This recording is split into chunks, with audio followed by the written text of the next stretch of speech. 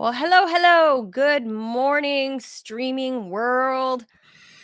Welcome to another episode of the Ted Manila Information Show, also known as TMI for short, where we bring you way too much information. Anything from news, politics. I think we're heavy on the politics this week for obvious reasons. Well, don't know why. Lifestyle. Streaming I don't world. know. That sort of sounds like a urinary conference or urologist conference.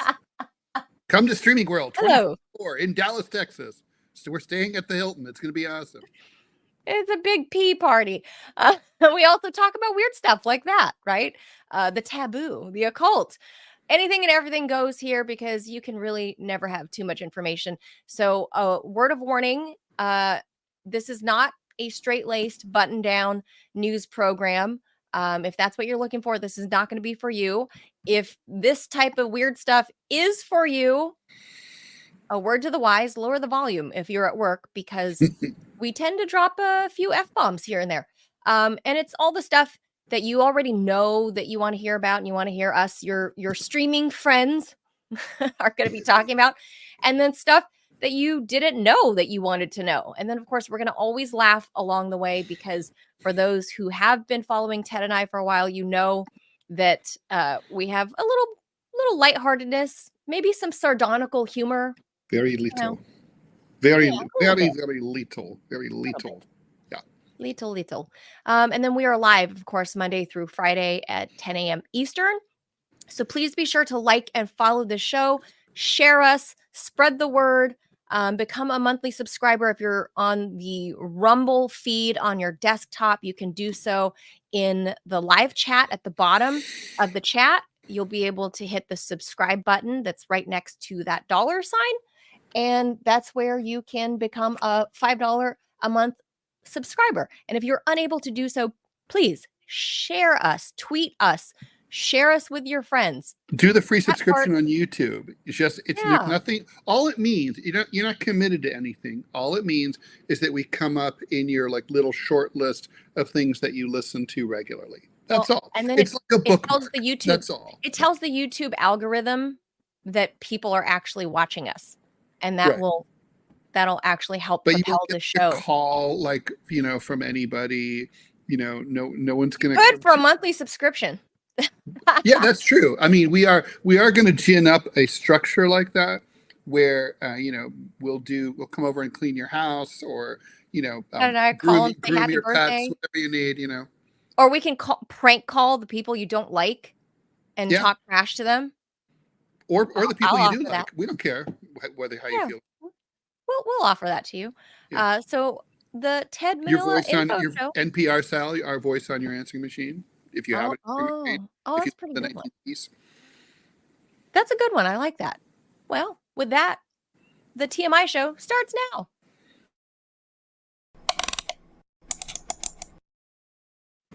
Hey, we got our music back. I just want to take note of that and celebrate that, because it's such good music. Every time, it's very important psychologically when you have a radio show that the song that comes up, I'm pretty sure, if I'm not mistaken, My City Was Gone by the Pretenders was Rush Limbaugh's opening. Really? Isn't that weird? But it has of course it's the Pretenders, so it's an amazing guitar line. And it gets you going. It jazzes you up. I used to have a J Church song, band from San Francisco. It sets the tone of the show. And it gets you going. You're like, if you're the host, I don't know if it does anything for the audience at all, but it's really for the host.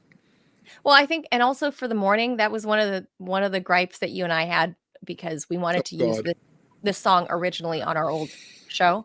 That got mixed. And then we got this, headbanger, Russian Russian. Yeah, you're it sounded like from the bowels of Finland.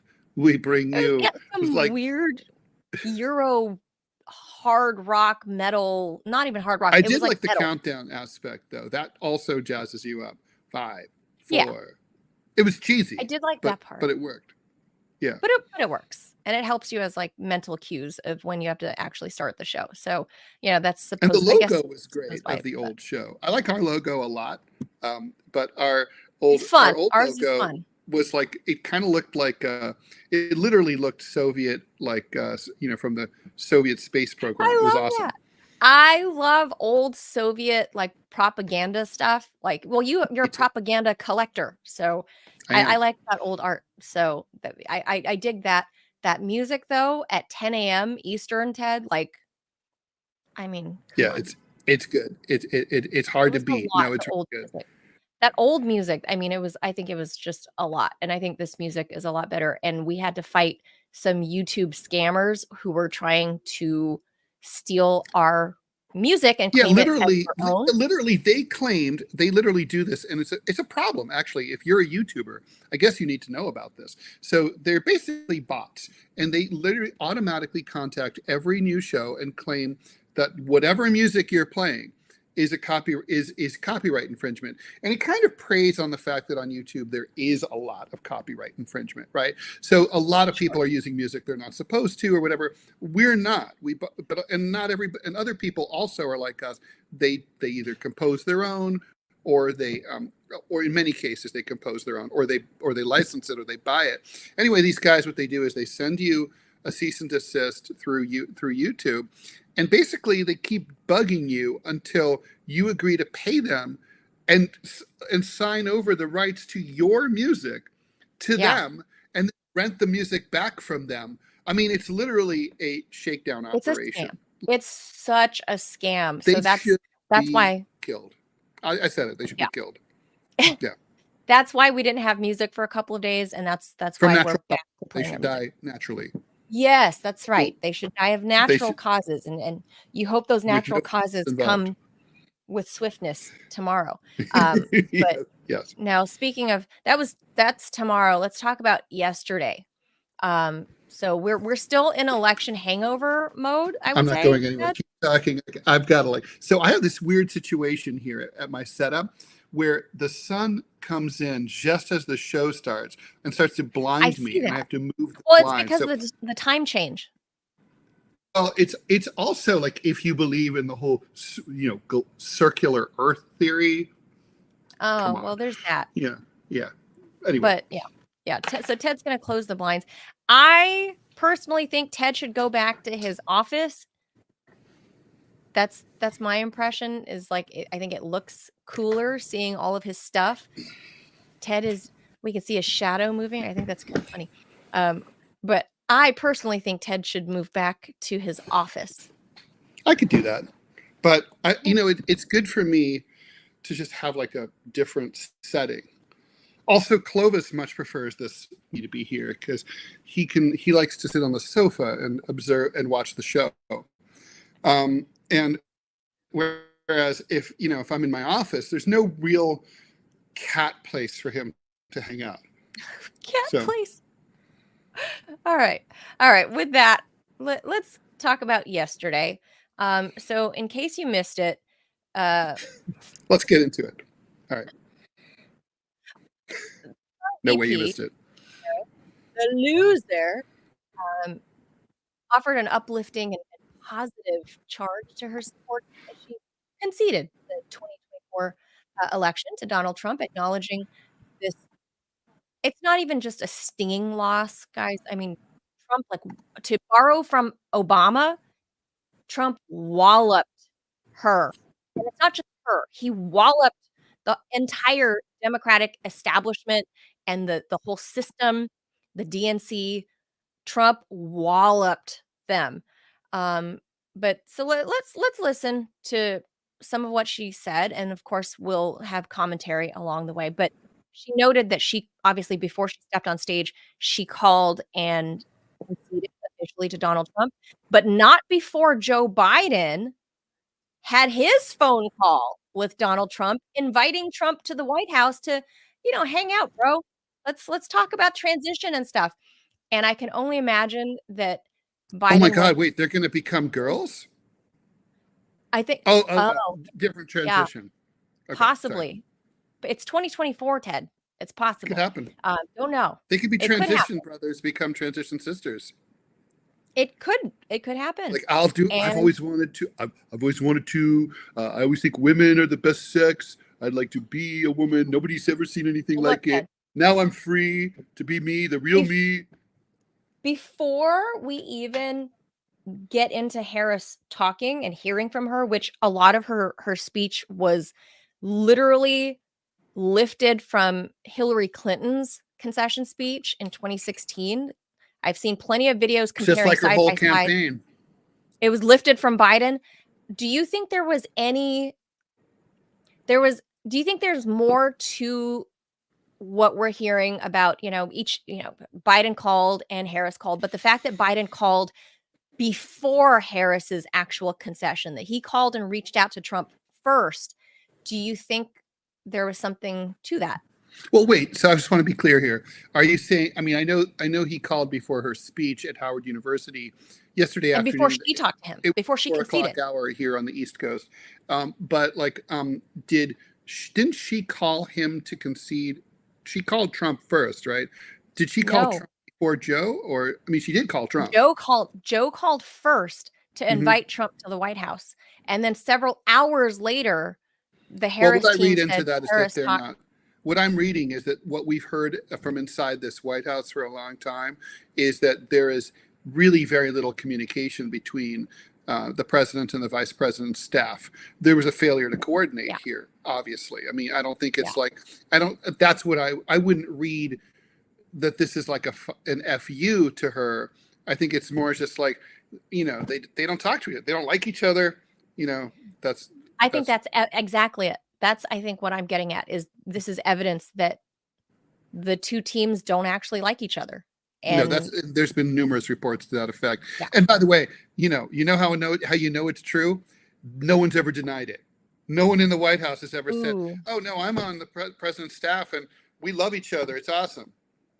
No one's ever denied it. Yeah, that's true. Well, let's listen. Please welcome the Vice President of the United States. God, that's such a cheesy voice.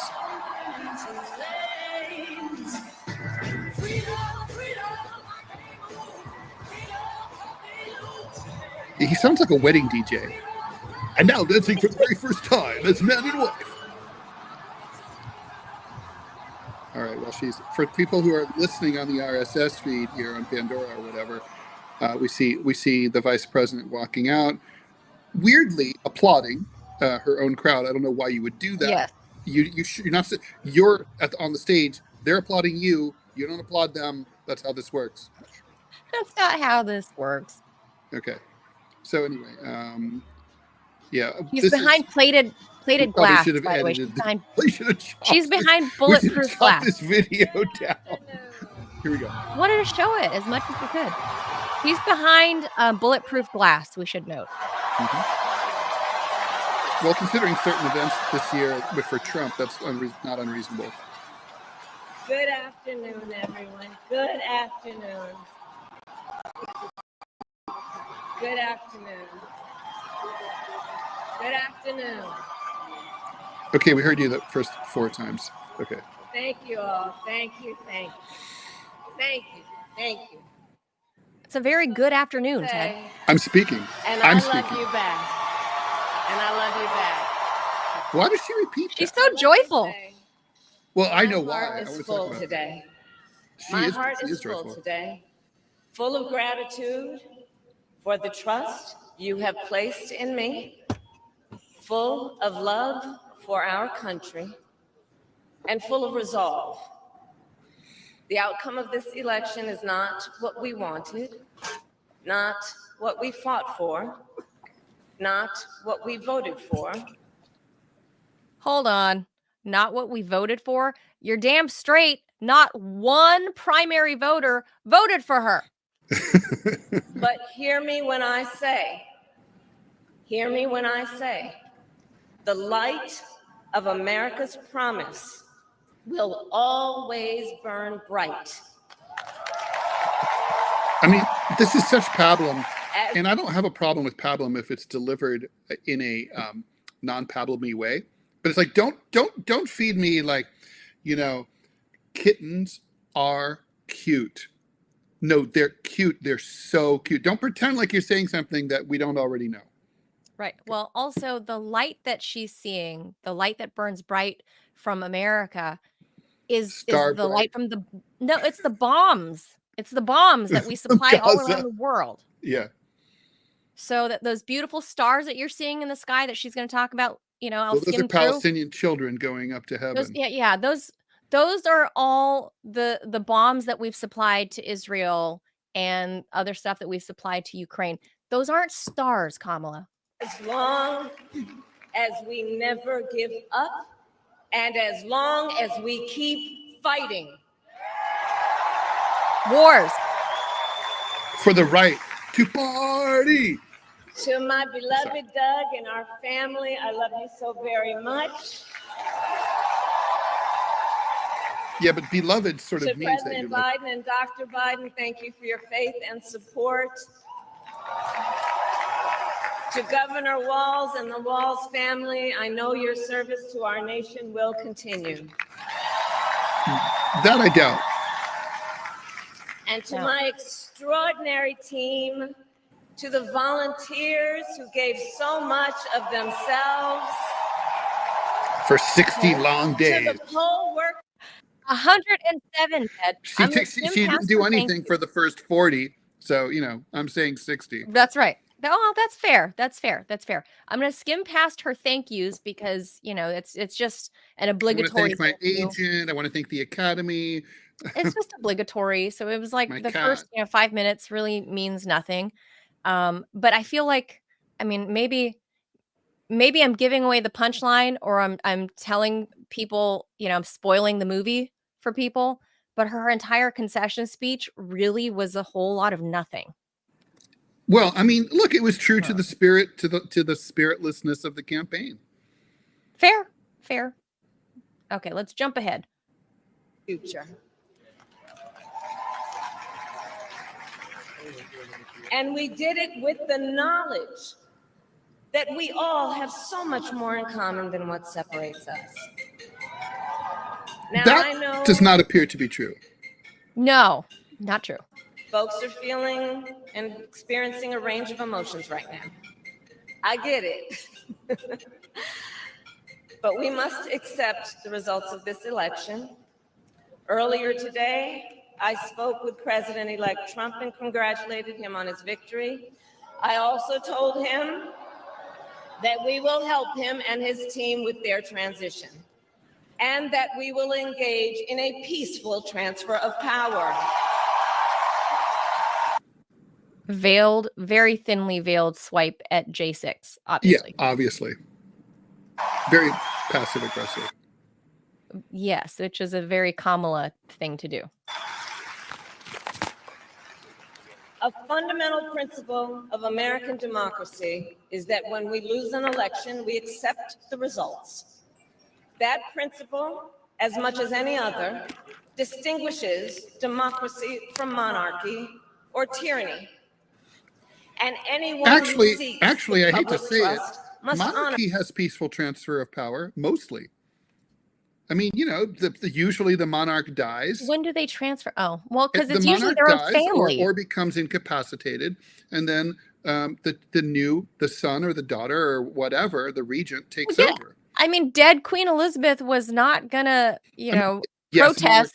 There have been Charles. Obviously monarchs have been murdered and all that, but that's not like standard. The standard approach of monarchy is a peaceful transfer of power. Just saying. True. It. At the same time, in our nation, we owe loyalty not to a president or a party, but to the Constitution of the United States. But that's exactly what the Democrats have done, was just annihilate for example, the First Amendment of the Constitution. Yeah, we're here on this show because our former network was shut down by the United States government with no allegation of wrongdoing or violating even so much as a technical, regulation, right? Never was accused of any wrongdoing at all. Fuck the First Amendment. Tim Walz on the campaign trail, I think he was on MSNBC, which is obviously friendly territory, literally said that he had a problem with the First Amendment and that it needs to be curtailed. I'm paraphrasing, Mm-hmm. And I'm probably paraphrasing better than what he actually said, Mm-hmm. but he literally said he and his party and his campaign don't agree with the First Amendment. So yeah, don't forget, this is the administration that kept Julian Assange, in a torture prison for years. Could have freed him. Yes, could have pardoned him completely. Of course, they brokered the deal for Assange's freedom. They said yes, but he had to Years later. yes, but he had to confess to being a I mean, that criminal might not have been his being a owners if journalist. they had done it on January 21st, 2021. Just saying. Right. So.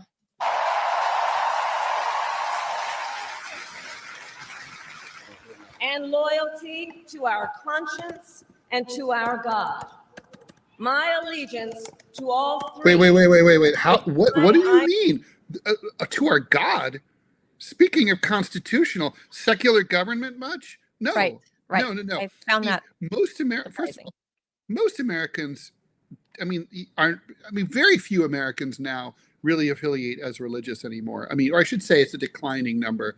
And among those who do, going back up, actually. It's pro forma. It's like a lot of them are like, they claim to believe in God, but, they're not exactly dragging homeless people home with them in a way that indicates that they really truly believe they're going to be judged by St. Peter on Judgment Day for everything that they did in their life, and that's going to decide whether they get the express elevator upstairs or the one that goes straight down to where they're playing music all day. Yeah, well, that's a whole different conversation. It is. Fast forward. Anyway, yeah, I am here to say, while I concede this election, I do not concede the fight that fueled this campaign. And that would be the fight to climb her career ladder to the highest heights of President of the United States. That's really what it is. But, that's fine. Let's go a little forward. Let's advance this a little bit. Okay. For our democracy, for the rule of law, for equal justice, and for the sacred idea that every one of us, no matter who we are or where we start out, has certain fundamental rights and freedoms that must be respected and upheld.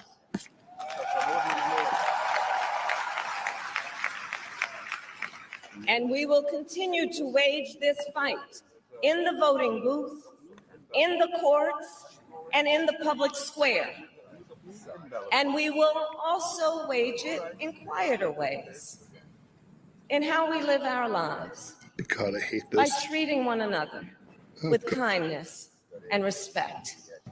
By looking in the face of a stranger. Do you think that some of the black guys that are currently in prison, despite not having committed any crime, including the death row inmate that she sent to San Quentin, do you think they're watching this on the prison TV right now? Like, oh yeah, I'm waiting for my kindness call to come from Kamala. The kindness wasn't there for me. I would say that more broadly, not even just her, it's her party and this fake be kind. There has been zero tolerance by people who are establishment Democrats for kindness towards anybody that had a different view than their own. There's been zero tolerance, zero kindness. In fact, they went as far as to try to cancel regular ass people, not even media people, regular people on old Twitter and of course still on Facebook, yeah, that's true. on Instagram. That is not kindness and showing tolerance. That's the exact opposite. They embodied hating her rival. In fairness, if she decides to spend her post campaign, her post political life, because I know that there's like rumors out there that she wants to run in 28. That is not going to happen. Okay. No. We need to move on. We're at 25 after, and get through. We have a guest coming in 5 minutes, but I wanted to also just a very important guest. I wanted to just sort of say, I want to speculate a little bit. What do you think about this? I say Kamala Harris, you might have noticed, was not in a sad mood yesterday. And, Tim Walz was in a sad mood. He was almost crying. He may have been crying.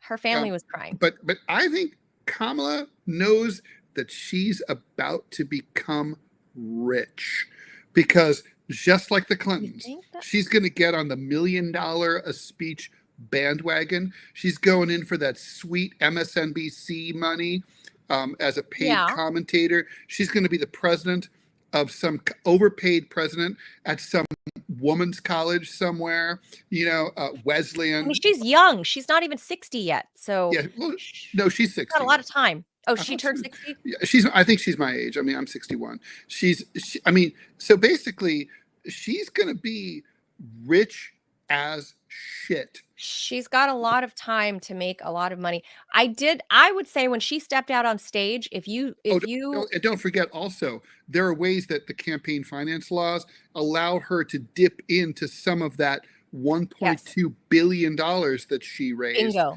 I mean, she is never going to want for anything. No, she's currently worth $8 to $10 million. They're going to look back and be like, that was pennies. They all know she's going to be as rich as Nancy Pelosi in like 10 years.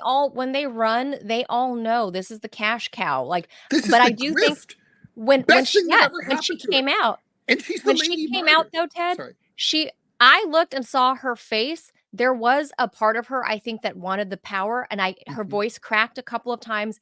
And if you look under her eyes, and maybe because I'm a woman and I know about makeup and lighting and stuff, it looked to me like she had been crying earlier. Well, that's possible. I mean, it's also true that she must not have gotten much sleep the previous night. Well, that's fair, but I think there was a part of her that was such a megalomaniac that she really thought she was going to become the first woman president. She really believed all the smoke that everyone blew up her ass. So I think that's although she must have known she was going to lose. I mean, every campaign, it always comes out when you read the historical accounts, the Bob Woodward books and whatnot. It always comes out that the campaigns always knew the outcome like a week or two in advance. They always knew. Internal polling tells them everything. She didn't wake up on Tuesday morning and think, oh, I might win this. I think she knew this was not going to happen for her. I mean, come on, it was a 3.5 point deficit. I mean, that's significant in our system. That is significant. Let's get to the headlines. Let's stream through them real fast. We won't comment. We'll just read the headlines. Here we go. Bernie Sanders, the self-described Democratic Socialist senator from Vermont, who was kneecapped by the corporate Democratic establishment in 2 runs for president in 2016 and 2020, campaigned vigorously for Kamala Harris. Now that she's been defeated and he's been safely reelected to another 6-year term, the 83-year-old progressive is feeling the burn once again. Going radically off script, Sanders issued a blistering post-election broadside against the DNC on X. Quote, "It should come as no great surprise the Democratic Party, which has abandoned working class people, would find that working class has abandoned them," Sanders said. While the Democratic leadership defends the status quo, the American people are angry and want change, and they're right. Will the big money interests and well-paid consultants who control the Democratic Party learn any real lessons from this disastrous campaign? Will they understand the pain and political alienation that tens of millions of Americans are experiencing? Do they have any ideas how we can take on the increasingly powerful oligarchy, which has so much economic and political power? Probably not. In the coming weeks and months, those of us concerned about grassroots democracy and economic justice need to have some very serious political discussions. Stay tuned. I view this as a threat to the DNC. What do you think? You think he's going to blow shit up on his way out? Is that he what just did? That's blowing. That's like, oh yeah, DNC. I don't expect you to ever call me ever again. I'm in with Vermont. I won 2/3 of the vote. I've got 6 more years. I'm old as shit. I don't care about being reelected. I don't give 2 shits about you. I'm going to sit here with my mittens and tell you to go all fuck yourselves. That's what this is about. You really think? Well, I hope so. And I was a Bernie supporter back in 2016. And then he petered out and he kowtowed to Nancy Pelosi and I know. For the last 4 years, he's been a good soldier. He rolled over. But it's not really, as friend of the show, Scott Santos told me this morning, it's, being a good soldier is not really in his DNA. And I think that's what's going on. Here's my prediction. He has this group called Our Revolution. I think he's going to try to like amp it up, radicalize it, take it away from the Democratic Party, and try to turn it into a true grassroots organization. I don't know if this is smart or if it can work or if it's too late. All I'm saying, I think that's the plan here. He needs to make a legacy because he ruined it by rolling over and letting Hillary Clinton put him in line and Nancy Agreed. Pelosi put him in line. All right, let's He keep needs to change ways. Justice Department officials have been evaluating how to wind down the 2 federal criminal cases against Trump before he takes office to comply with longstanding policy that a sitting president cannot be prosecuted. The latest discussions stand in contrast with the pre-election legal posture of special counsel Jack Smith, who in recent weeks took steps in the election interference cases against Trump without worrying about the electoral calendar. But now sources say the DOJ has come to grips with the fact that no trial is possible anytime soon, neither the January 6th case or for the classified documents, both of which are mired in legal issues anyway, that would probably prompt any number of appeals all the way to SCOTUS, even if Trump had lost. Now that Trump's going to become president again, the DOJ sees no room to pursue either case against Trump, and no point in continuing to litigate them in the weeks before he takes office. At the same time, Trump's legal team is weighing its own next steps for how to resolve the outstanding federal cases in his favor now that he's the projected winner of the election. The ultimate goal is to get all the federal and state cases wiped out completely. The strategic call is how best to accomplish that task, according to a person familiar with the discussions. Obviously, the federal cases are all going away because he could just, he could probably pardon himself. The state, yeah. I don't know how that works, but yeah, probably. Yeah, I think that's just it's going to have to all go away because now Trump will be shielded by his position of power, and he could probably pardon himself. I don't know. Yeah, I don't know. Well, he's this way, even if it's not sure. If he did it, he would certainly be challenged by Democrats in court and stuff. But again, that would probably take a while to work its way through the courts, which is, obviously the courts are just a giant delay machine. And, by the time it all plays out, we will all be dead of old age. All right. Hurricane Rafael has intensified into a Category 3 hurricane as it nears the coast of western Cuba, which is still reeling from a recent blackout. And Hurricane Oscar. Earlier yesterday, Rafael was 160 miles southeast of Havana, packing winds of 99 miles an hour, making it a Cat 2. 5 is the strongest, of course. By the way, the National Hurricane Center is currently ginning up a Cat 6 because of climate change. Anyway, the NHC said the storm will become a major hurricane before landfall, bringing with it a life-threatening storm surge, damaging winds, and flash flooding. Cuba's Meteorological Institute, INSMET, earlier said it expected Rafael to be very close to Category 3 when it slams into the west of the island between Pinar del Rio and Artemisa provinces. My apologies if I'm mispronouncing that. 9 provinces in west and central Cuba, including Havana, have been placed on cyclone alert. According to the media in Cuba, 70,000 people have been evacuated, mostly in Guantanamo in the east. No word of whether the torturers are being also evacuated, where 8 people were killed by Hurricane Oscar last month, while Guantanamo which is a region, not just a concentration camp. It's not expected to experience hurricane conditions. Persistent rain has left the ground saturated. Cuban President Miguel Diaz-Canel said Tuesday that he's mobilizing the National Defense Council due to the storm. That makes sense. The number of cancer deaths worldwide is expected to nearly double by 2050, largely due to increases in low and middle income countries. Habtamu Miwayehu at the University of Queensland in Australia and his team made the discovery by looking at recent figures for cases and death rates for 36 kinds of cancer in 185 countries from the Global Cancer Observatory database. They then projected future cases and deaths by applying these rates to the 2050 population predictions from the UN Development Program. They found that the total number of cancer cases worldwide is expected or projected to grow by about 77% between 2022, that's 2 years ago, of course, and 2050, which would mean an additional 15 million cases in 2050 on top of 20 million in 2022. Global cancer deaths are also projected to rise by almost 90% during this period, almost doubling, resulting in 8.8 million people more in 2050 compared to 2022, in which 9.7 million died of the disease. Largest increases are expected in countries with low or middle rankings on the UN Human Development Index, which is based on life expectancy, education level, and income per person. Cancer cases and deaths are on average anticipated to nearly triple by the year 2050 in countries with a low score like Niger and Afghanistan. Meanwhile, countries with a high score like Norway are projected to see cases and deaths increase also, but less, on average by more than 42%, not insignificant, and 56% respectively. So it's going to be cancer palooza. Of course, obviously, yes. Yeah, we also have climate change, which increased temperatures means more cancer also.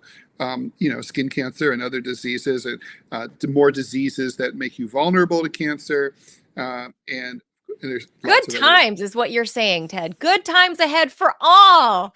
2050, Project 2050. Yeah. Get all your parts checked out. That's the takeaway here.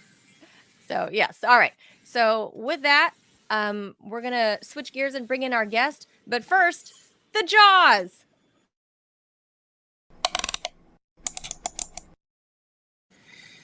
All right, let me get this old guy off the screen there. Of course, we're gonna continue this week as all politics, mostly domestic U.S. stuff for obvious reasons, and we wanted to bring in somebody that most of you are familiar with because this person knows intimately how the Trump machine had such a magnificent, fantastic, biggest ever of all time comeback. Well, it was. I mean, objectively, true. As someone who does not support the former president and president-elect, you can't help, as a student of history and politics, but be incredibly impressed by what is arguably, if not one of it may be the biggest political comeback in American history. I mean, Absolutely. They called Bill Clinton the comeback kid from coming back from having gotten caught with his pants down a few times. This is a lot bigger than that. Yeah. So with that, once I pop her face up on here, I think everybody's going to know who that is. There she is. There she is. That is our buddy, Angie Wong. That is so funny. Of the final countdown. Angie. Congrats to you and your team and the Trump people. Whether people are happy about that or not, doesn't matter. You guys pulled out just literally the biggest political comeback ever that the world has ever seen. Like, that is so. No, I can't take credit for any of this, by the way. This was all Donald Trump. And, we played a very, very small role in his comeback. We knew it was coming. We're just the believers. We followed him all the way to the end of the rainbow. So look, guys, you know this. Act 2 is now over. Right? There's still Act 3 and Act 4 to go. I'm not sleeping until at least January 20th. There's still a lot more to this play. And so, I love it. I love your new show, by the way. Congratulations on your new show. I love seeing your faces again. This is crazy. Like, I'm having weird flashbacks. And now we're all like unleashed. We're unleashed on this. Yeah, unleashed. Raw. Well, I was just surprised that you were cursing throughout the headlines. I was like, I can curse on the show. Yeah, you can. Please, feel free. What does Kamala Harris say? Mandatory.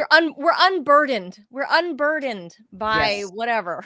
We're so unburdened by what has been. The FCC, man, that thing needs a complete revamp. If anything, I was talking to my Trump friends and I said, get me in the FCC because we need to completely rip out that. Yeah, I mean, you want to Project 25 me all day long, go for it. But we need to clean that up.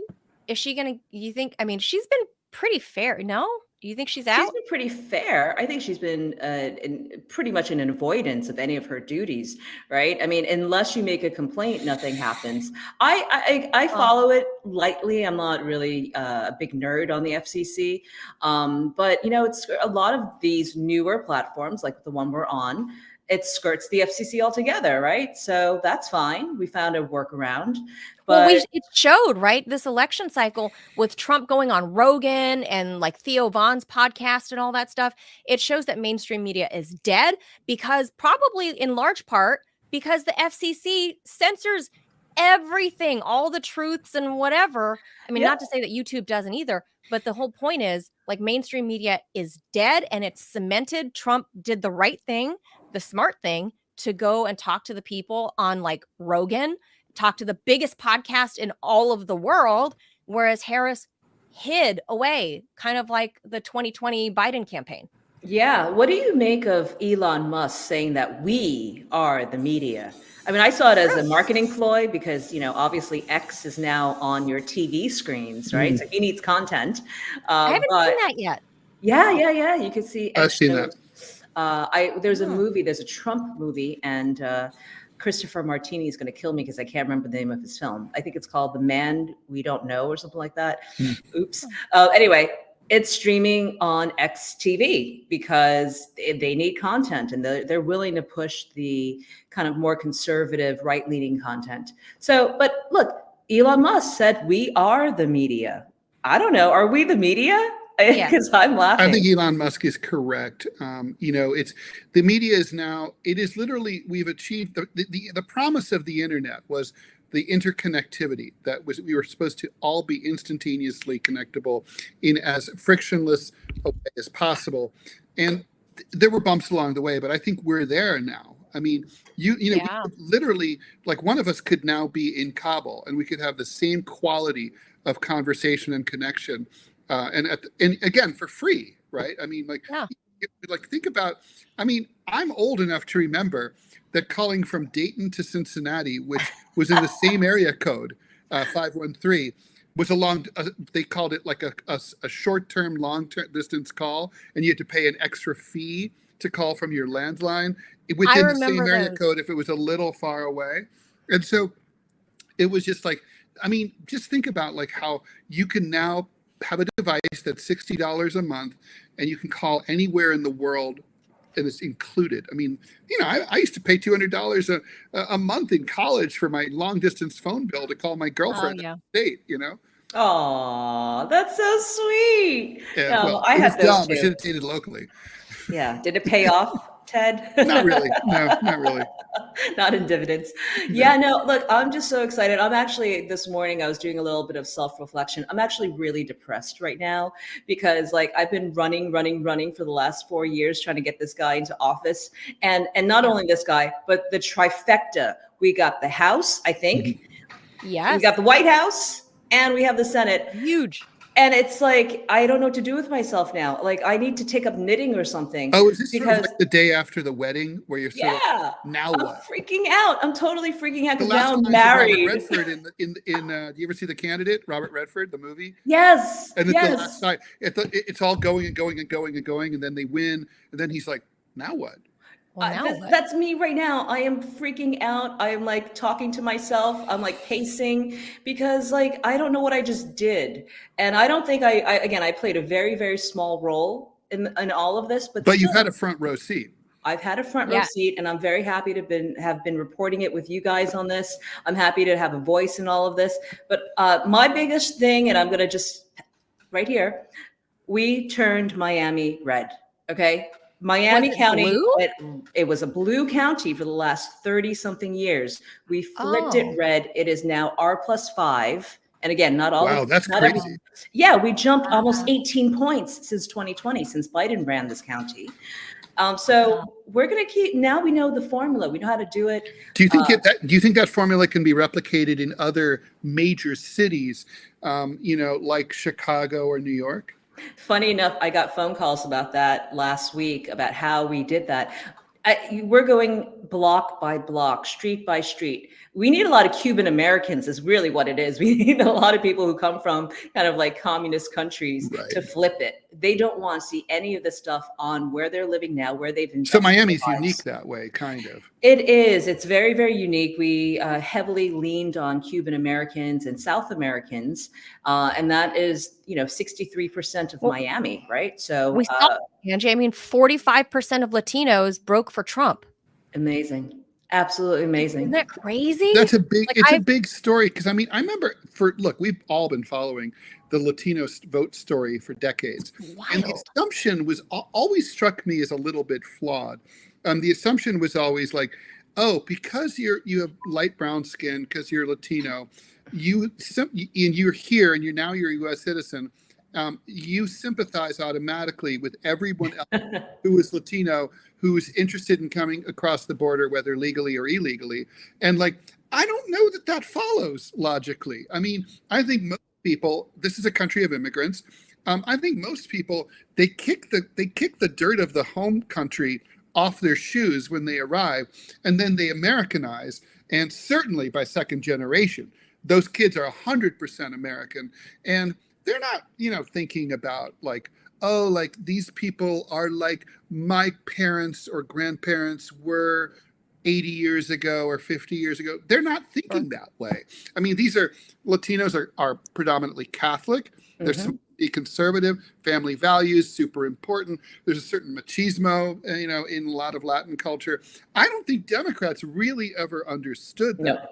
No, and they try to jam it through. And, so we have a really interesting problem, right? We have over 10 million Latinos who just walked across the border, right? And it's like, wow, you guys really played the short game on that one. We're going to now flip them, because they did come with those values. A lot of them came with like values that they want to change, of course, but I think that's where the Republican Party can really, really grow and expand, is to grab those guys. You deport them all. Well, I know that is the Trump way, isn't it? Is going to do, right? I mean, how seriously should we take that? Or if they become card-holding members of the Republican Party, they can stay. How about that? Oh, wow. Yeah. Like they'll be arrested by Trump's goons. Like, okay, so we're giving you a choice here. One-way ticket out, or... Join the party. I mean, I feel like that's what the Democrats were banking on, right? With like the vast numbers of immigration, whether legal or illegal. But now that we're here, I mean, the transition team, and by transition we mean like not gender. So Biden calls Trump before Harris does and says, okay, come to the White House. Let's do this transition thing. Let's hold hands, kumbaya. That's my read, because I think Biden is salty at his own party and at Kamala Harris for them booting him off, because, he didn't go down without a fight within his own party, because he was saying, no, she can't beat Trump. I can beat Trump. And I guess this is a big I told you so for Biden. Yeah, so, Biden. He did outperform her. He did 100%. In fact, she lost at sometimes double digits in the counties that he won in back in 2020. So she was a complete disaster. Joe Biden went dark MAGA. He went total dark MAGA on us the final weeks of the election.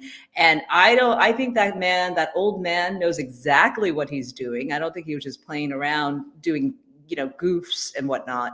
I think he knew exactly what was going to tank her. And now, what's happened? Do you think the garbage remark was one of them? I think he knew what was going on. I think he knew that was going to go viral. You don't think that's an Obama, like, how Obama said, never overestimate Joe's ability to fuck things up? Yeah, he totally fucked things up there. It was the best. That was deliberate. I think so, because the next thing you know, within 24 hours, Trump is in a dumpster truck. Okay. So it's the best. I mean, look, that was politics, retail politics at its best. We're not going to see showmanship like that ever again. Angie, what do you make of the fact that, like, okay, so they say that, defeat is an orphan and victory has 1,000 followers. How do you make what do you make of like the liberal media coverage in places like the New York Times, where now it's like basically they're trying to like acknowledge the genius of Trump as a campaigner, the genius of like moves like this, the showmanship, the stagecraft, and up until Tuesday they were talking about how incredibly degenerate and maniac, right, and insane and crazy and doomed all these things were. Now they're like, oh, well, anyone could plainly see it coming. Now they got to do an about face. Look, it is what it is. They know who the winner is. They know who they have to cover for the next 4 years, right? So true. So you might have to gain some White House access, right? You need that to just do your job properly. I think, Jeff Bezos saw the micro data coming in and said, no way are we going to be endorsing Kamala Harris. He knew. And again, all these tech guys, they have the micro data that point to a winner even months ago. They do. All of them. Yeah, because this was a pretty sizable margin. I mean, look, it's not like, 60-40, but we don't really do that in this country anymore. But in this day and age, in the modern era, I would say since 1996. 3.5% is a comfortable popular vote margin, Yes. especially when the morning of the election, the Real Clear Politics average had Harris up by 0.4. Yeah. Oh, is that right? Yeah. I didn't know that. Have been wrong. I mean, I was following the campaign trail in 2016. I actually got to experience first wave MAGA, and that's when I went around telling everybody, no, this is what the polls are saying is wrong. And I vibed that this time because I obviously was not on the trail, but the polls kept telling me it's neck and neck, neck and neck. And here he wins both electoral and popular vote. Like nobody saw that coming. Nobody saw that he was going to be competitive in my county, in Fairfax County. Fairfax County, what that shows me is soccer moms, suburban soccer moms like me. And I said this on the show the other day, right, Ted, on Wednesday, yesterday, that when I went to my polling place, I'm going to imply, and you can make of it what you will. The polling place looked different. There was a different batch of voters that I don't traditionally see. And I'm somebody that votes in the midterms and everything. And suddenly I saw within my county, in Fairfax County, Trump was freaking Trump is a populist like Bernie Sanders. And those are the two major political figures in recent years who understand that in a country where in a presidential election, a decent turnout is considered 55%, for those 45% of registered voters who don't show up, someone could go out there and get them to show up. And on top of that, there's people who are not registered. You could register and get them to come too.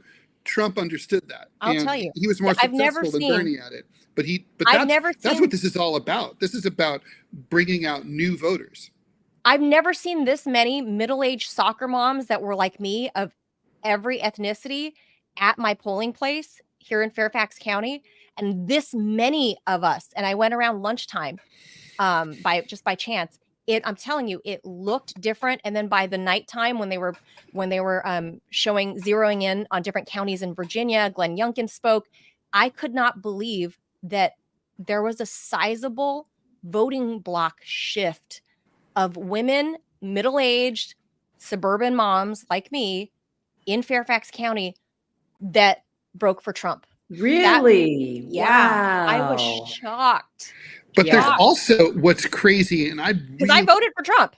I don't know if we're ever I don't know if you got to see internals, Angie, but I mean, I am dying to know if there was any kind of substantial progressive vote for an anger vote for Trump. I personally know a lot of lefties who voted for Donald Trump, more than voted for Jill Stein. Like progressives who were literally like, they hate Harris so much on Gaza that they were like, I'm not only going to deny my vote to her, I'm going to vote for Trump because I want to stick it to her hard. And I'm talking about like, women, I mean like socialists, like real lefties. And I just wonder if that's just my weird circle of friends, or if that's a factor. Because that's what happened in 2016 and 2020, where like former Bernie Sanders supporters, some of them did vote for Trump. Yeah, no, absolutely. I can, without seeing internals, I saw that happening in places like Vermont and New Hampshire. And I was hearing about it. Now, I don't have internals to back it up with numbers just yet. I'll do an autopsy when I get some sleep. But certainly we saw that happening in New York. The New York Post just put out a story on how borough by borough, Trump went up sometimes 21%. We're talking in the Bronx. We're talking about in Queens. He gained a lot. And you better believe they're not Republicans. They were not traditional Republicans. That was the problem. Kamala Harris's closing message was just abortion and I hate Donald Trump. That's not enough to convince Americans right now to vote for any candidate. And I love Liz Cheney. And I love, that's just weird. And her brown suits. I don't get the brown suits thing. They were all wearing weird brown suits. Did you see that? Aubergine. Yeah, but that's not a power color. It's just like it's brown. It's a poo color. It's a poo color. Right. So I don't know who advised that. But okay. So aside, but Trump's closing message really was just like everyday American stuff. Your eggs are $1 each now, right? Mm. Your gas tank, if you leave the gas pumps for less than $55, you're lucky. True. Right? And I drive a Mini. And Ted, I've been using a quote everywhere that I heard you say once, and it just stuck in my mind. Trump voters were rage voting. Mm-hmm. We could not wait to get to the polls. The very first day of early voting here in Miami, I was there at 6:59 with my coffee and my cafecitos. They were rage voting. They were just like, get me in chomping there. At the bit. Yeah. And I think fundamentally, look, obviously, and this is going to be analyzed for weeks, months, and years to come, right? And it should be. But like one of the, I think one of the big mistakes the Democrats made is failing to understand the anger of the voters, and not just Republican voters. There's people don't want to hear, they don't want joy when they can't pay the rent. They don't want laughing and cackling. Yeah. They're worried about sending their kids to college. And they're worried about food prices. They don't want to see wild parties with Lady Gaga and Bruce Springsteen that they're not invited to, and it's all flashy and like, well, I'm glad you're having a good time, because out here we're not. Like, our town has been devastated. Yeah.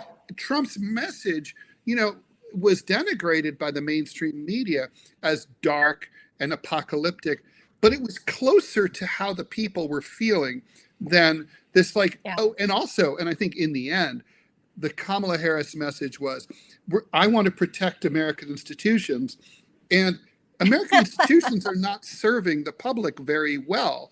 I mean, anybody who's ever been, say, in the courts has been screwed over by the courts. Anybody who's ever, we're not out to protect, we're not interested in keeping the IRS the way it is. So I think that idea of we're going to safeguard things are pretty good. Trump wants to blow things up. It's kind of I didn't vote for Trump, but I'm sympathetic to his desire to blow things up. Is he though, Angie? Is he really? I mean, we see his new coalition, right? I mean, I pray to God he was nice about Mike Pompeo the other day and said something about him on stage, but I pray that he doesn't bring the Pompeos, the Boltons, the whatever back into his fold. Those are the very people that undermined his first administration. But now we see RFK, we see Tulsi, we see other people like the Casey and Callie Means, people that are out of nowhere. Some of them, like RFK Jr., nobody saw that coming. Like, what the hell?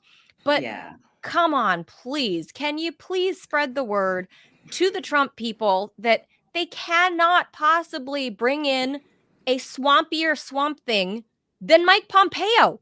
Like, please keep that guy away. This is why I am so depressed right now. I am really depressed because I was at the Trump watch party the other night, and who did I see running through? All the swamp monsters. And I said, did I really all looking for work? Right. Did I really just get you back into power? Because I thought you guys were gone. And I just stood there with my, plastic cup at a party, it literally Your felt red like Solo cup. Yeah. It literally felt like I just saw my ex-boyfriend with his new girlfriend. Like, I just literally just sat there sulking. And everyone's like, what the hell's wrong with you? We just won everything. And I'm like crying. I'm like, I want to go home. I want to go under my blanket. No. Yeah, because that's what happened. People? Yeah. Well, do you think that's what's going to happen? I mean, look, obviously we know that Project 2025 aside, the Trump team has obviously been planning in a way that they never planned for 2016 and couldn't really. But now they could, and they have been. I mean, they know personnel is policy. The rumor is that they have tens of thousands of people lined up to step into the civil service, into all these appointment positions in the federal government. I mean, and I know that Trump, at least verbally, has said that he felt like he got screwed by the deep state, and he hated the neocons, and they went after him, right? I mean, he's not dumb. I mean, he's not going to bring them back, is he? Oh, well, okay. So what I can confirm, because I have been speaking to the transition team, They are not hiring any lobbyists. If you're a lobbyist, you're not allowed in. That's their top line. Nope, we're not hiring you.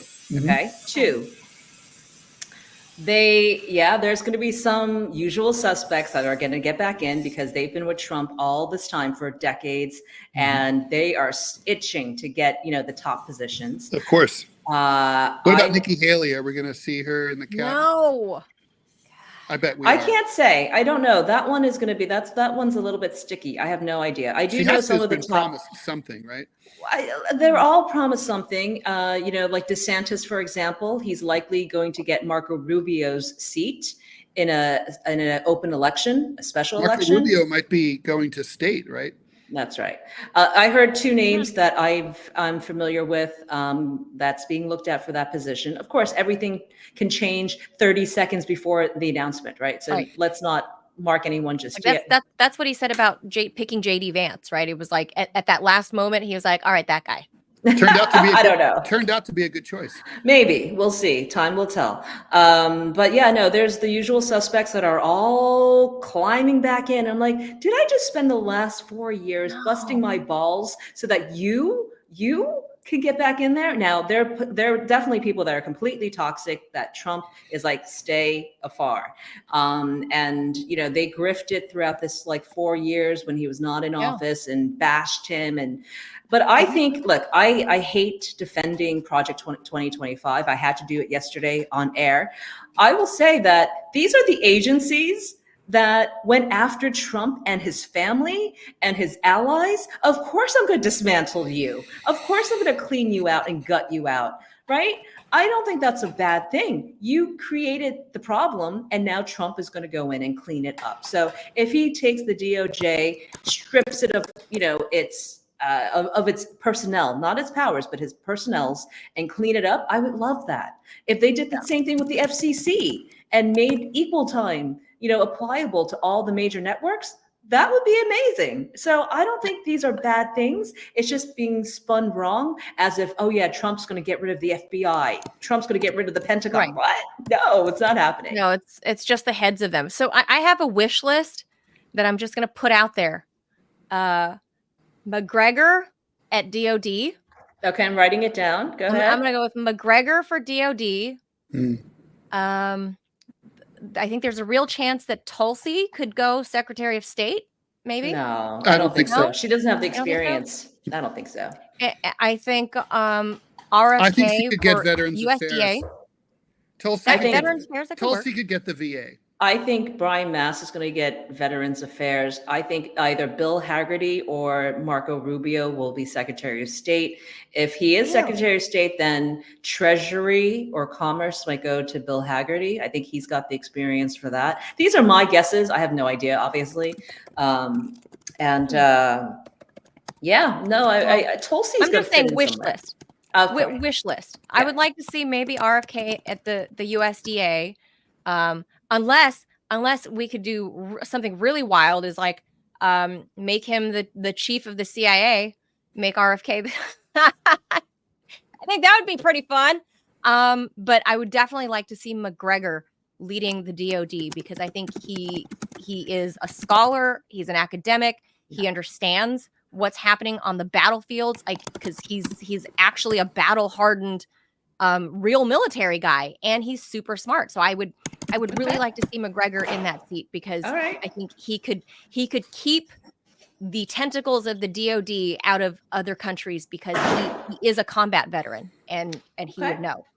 Yeah, I mean, look, there's going to be a lot of names being thrown out. One thing that if JFK Jr. is watching this show, I would not be getting your press people right now telling JFK Jr.? I'm sorry, RFK Jr. I was like, wait a minute. Let me get my blub blub blub at the bottom of let me get my tinfoil hat, because you think he's still alive? There's been talk in the queue. That would be weird. That's weird. That's like Elvis back. No. So RFK Jr., he needs to shut his mouth about running the FDA right now and taking away vaccines, and because that's what's fueling a lot of the leftist media.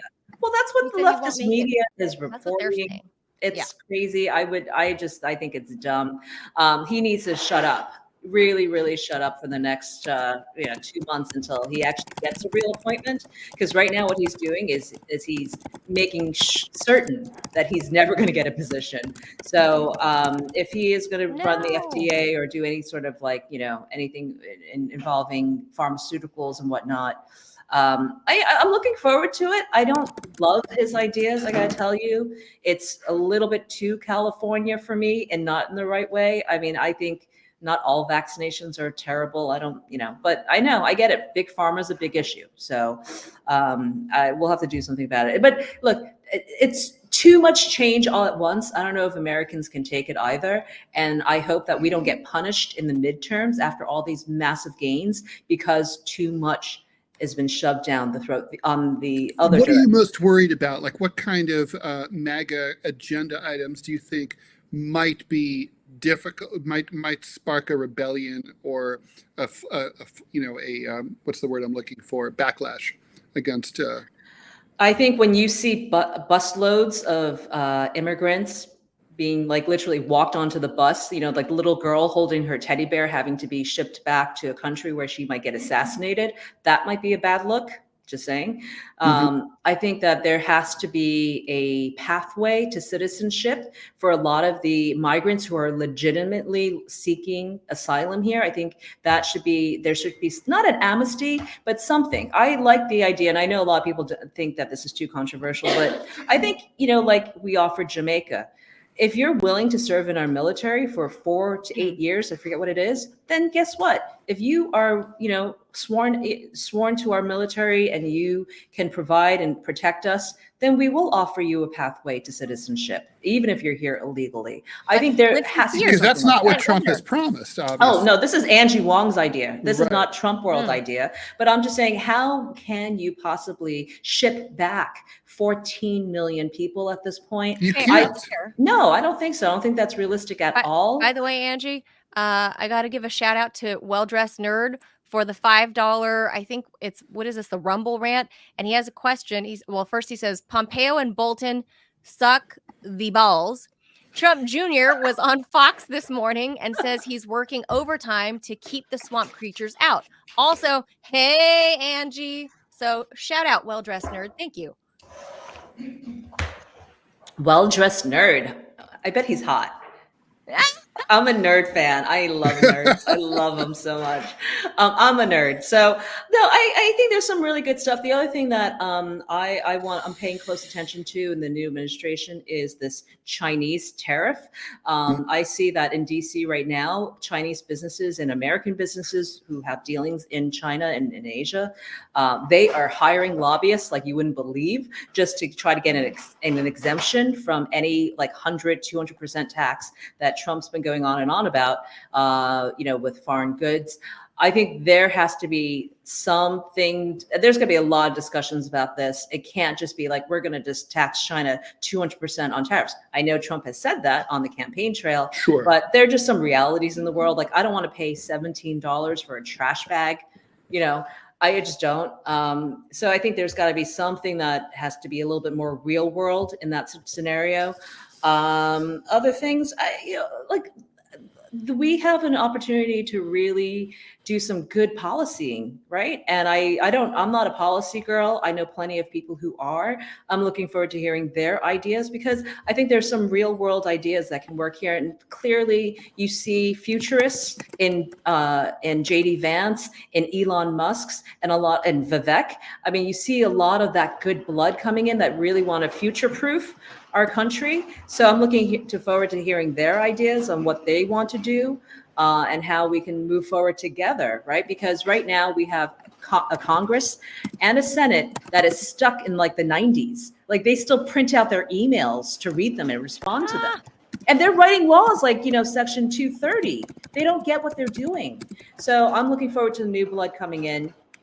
And seeing how we can play in this new space together, especially on the Space Coast here in Florida, which just a little political plug, which I would like to expand down here to Miami. I want to turn the East Coast of Florida into the next innovation hub because space is going to be a big, big conversation topic in my kids' future. I'm grandma in that space, but I still I know enough to know that that's where we should be headed, especially in our education. We need to focus more on things that's going to deliver to our kids and make them beneficial in the future. STEM. I'm so tired of all, like, I have a little one too. Ted, you've got a college age kid. Angie's got school age children. I've got a little one. So when I look at the future, I'm like, no, I don't need you to be teaching my kid underwater basket weaving or you know, female whatever feelings on such and such subject.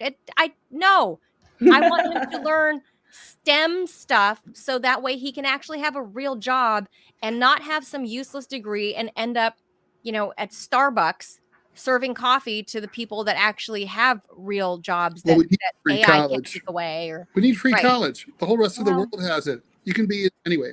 We should That's a let whole Angie different go. conversation. But yeah, Angie, like I think everybody wants to know behind the orange curtain is what I'm calling it, how it happened.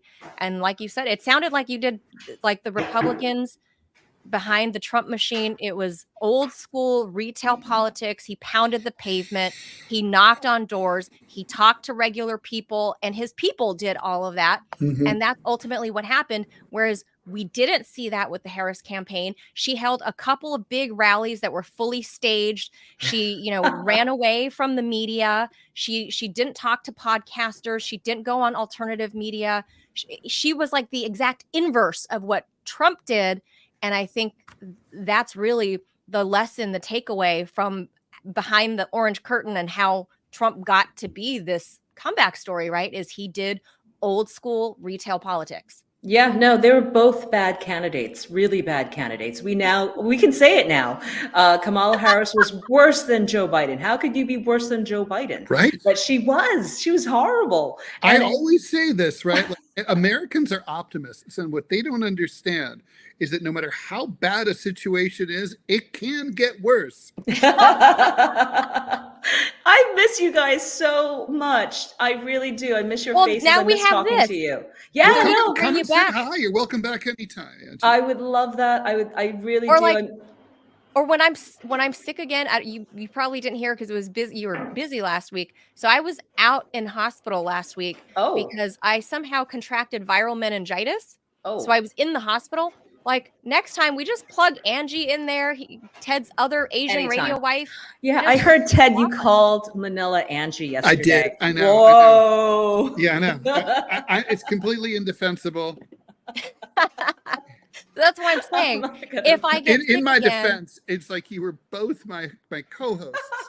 So, it's like co-host, not like Asian lady co-host. It's just co-host. Lies, Ted, lies. You can't walk surrounded back by that Asian one. ladies. No. Lies. But yes, come back anytime, Angie. Go, please get some rest, because you're not only, like working all this political stuff, but I mean, you're a friend, obviously, and you're doing this, and we know you're a wife and mother, and you have all your other. Yeah, I got to do some family time after this. I'm going to take a little time off. But no, thank you for having me on, and get me back on often. I miss you guys and I love you guys. And hi to Robbie behind the scenes there. I know he's been doing a great job. And I love the new graphics. I love the way the show looks. It looks so good. Thank you. Get it on X, because, Elon Musk good is idea. for all the media. Very good idea. Yeah, we have to learn how to do all that still. So no, we can link through X. Yeah, that's easy. We'll talk about this. Yeah, we'll talk about it offline. All right, guys. Yeah. Thank you again for having me on. Thank you, Angie. We'll see you again soon. Have a great Bye, show, Angie. guys. Bye. All right. That's fun. Like having Angie on. That's always a good time having Angie on. But kind of hearing behind, like the whole. I want to hear more. Optics. I mean, that stuff about like all the swamp creatures coming back into the world. That's, of course, not shocking, but it's interesting, and I don't think it's being reported yet elsewhere. So that's like a mini scoop. I agree, and I agree that this is Angie, because she's behind the curtain. She can see and tell us what she saw, and no one else is reporting that yet. And she's not, and what's great is like, yes, she has her, we know where she stands politically, but she's, she's honest. She's telling us how she feels, the good, the bad, and the ugly from inside the Trump campaign. So it's so useful when you have someone like that. And instead of hearing like the prepackaged, Trump the is polished turd, awesome. Like the spin that we're hearing out of the Harris campaign and her allies, which are literally saying she ran a flawless campaign. Flawless. Okay, first of all, no one can or ever has or ever will run a flawless campaign. That's not possible. But let's just say, lady, you ain't no Ronald Reagan. You ain't no Bill Clinton. No. You ain't no Barack Obama. Oh my God. You ain't. And they didn't run flawless campaigns either. No. And those people are wordsmiths and are smooth. I mean, let's be honest, they're smooth operators. You put a Reagan up there, you put a Bill Clinton in his prime up there, smooth operators. I mean, we don't have time in another hour and 15 minutes to get into all the mistakes that Harris made in this campaign. But how about this? Maybe if you only have 107 days to campaign, don't squander 40 of them. Just an idea. Well, that's one of them. I put out my own litany of complaints about them yesterday on Twitter, but I would like to add to that officially on air now that the dust is settling. How about when you do lose, you take the high road and do some self-examination instead of turning around, lashing out, and blaming Latinos for voting against their own interest, as you claim, because you're projecting, what their interests are. You're telling them, right? So you're blaming the Latinos, you're blaming Black men, and you're blaming men in general. So the man-hating continues on the Democratic side, and that is super annoying to me. And then they start hating on the women in the suburbs like me who didn't vote with our vaginas. Right. That's it. Well, I mean, that's very foolish too. And besides which, I mean, God, more mistakes, right? Kamala Harris literally thought she could win without men. Okay, we're half the population. Okay? Hello. No, but that's when you start transing everybody, and then you can be women. So. Oh, good point. So she was really counting on the transing. I would just stay home all the time. I'd be like dating myself. Like that's. I mean, I know that sounds for some people is going to be really awful that I said that, but that's part of the joke. I mean, that's the thing is like there's one party that's really supporting the rainbow flag, the alphabet letters, whatever they may be at this point. That's who they support, and the other side is completely against that.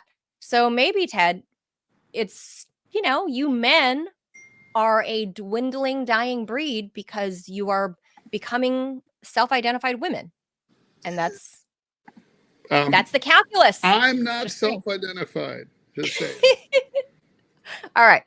That is going to do it for us. Again, we got to remind you guys, this is a fully independent show. Ted and I are doing this along with the help of our producer. If you are in the position to do so financially with the $5 a month subscription or help us out on locals or, all these other ways. And we're putting, once we've got our arms around this show, we're getting all the stuff. We could like do something where there's goodies, right? Like, for example, at a certain level, you get a free signed Ted Rall book or something like that. I mean, oh, you have goodies? I don't have that. I have goodies. I have original cartoon art. I mean, those sell for typically about $500 each. I mean, I could give them away for less, I mean, or to people who support the show. It's not going to be $5 a month. Sorry.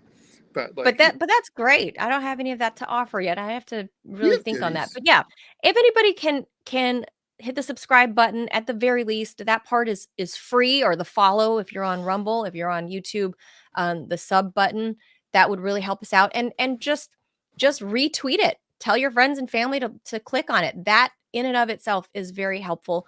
So if you are enjoying what you're watching, what you're hearing, you find value in this, we just ask that you help us in any possible way, because we are a little startup and we're hoping to be the little startup show that could, being fully independent. We rely on subscribers to help us not starve. So thank you guys. Those who have already subscribed and helped us out in any possible way. It has not fallen on deaf ears, we know. So thank you very much. And then tomorrow is Friday, end of the week. It is. Friday, November 8th, we'll have, today we had a conservative join us to talk about the election. Tomorrow, we'll have a liberal Democrat who, needless to say, is not happy about the results. And establishment, though? Establishment Democrat. I would say he probably would take issue with that, but I think we would say he's an establishment Democrat. Good friend of mine, known him for many years, famous political cartoonist. You've probably heard of him. So he was fired from a high-profile job for doing too many anti-Trump cartoons. So really, for people who know cartooning, they'll know who I'm talking about. So we will do that tomorrow. Excellent. Well, that's going to be a fun way to wrap up this crazy week. With that, thank you all for tuning in. We'll be back again tomorrow morning to do it all again. And hopefully, I don't know, Ted, we can start moving forward past elections and look into the future and look at the stuff around the world that is gonna feel either the pains or the benefits of a Trump round 2. I would like to start looking into that next, like the wars, the whole judicial system, because like some SCOTUS justices may retire, and the fact that the Republicans have all the branches of government now, that can be something. Well, you still need, don't they need? But now, don't we? I'm confused. Is it a simple majority in the Senate to confirm a Supreme Court justice now? Yeah. Okay. Yep. It used to be you needed 60, right? So that you don't need a super majority. It's just a majority, and then, so Republicans they'll probably. I'm going to guess they're going to end up with 54 seats in the Senate. So they'll have that. Yeah. They're going to get confirmed. They're going to fill up the federal bench. Although there's no one obvious that's about to kick over like RBG. No, but they should. Well, I mean, she was like 1,000. So I know. She was like a redwood. If you chopped her, you would have been able to count all the rings. Oh, poor old RBG. Well, I mean, Sotomayor. Kidding me? She should have quit. Could have quit. You got to know when to hold them. Got to know when. There were murmurings that Sotomayor was wanting to retire, and she hasn't been there that long. But she's getting a little long in the tooth. But I think she's going to try to hang on now that Trump has won. Mm-hmm. Yeah. So and Chief Justice Roberts Clarence Thomas, he's got a lot of heat coming under his ass. So that's true. And he's old. He's not young. So I think he loves the job, though. He's not going anywhere. Well, they all love the job, and that's you got to plan your being unalive very carefully if you're on the bench. I'm just going to say that because the YouTube censor bots will find us. But yeah, you got to plan your unaliving very carefully if you're on the bench. So all right, that. All right, that's it, guys. We're going to see you tomorrow. And thank you guys for your support for just being here. Hasta mañana. Bonsoir. Adios, amigos.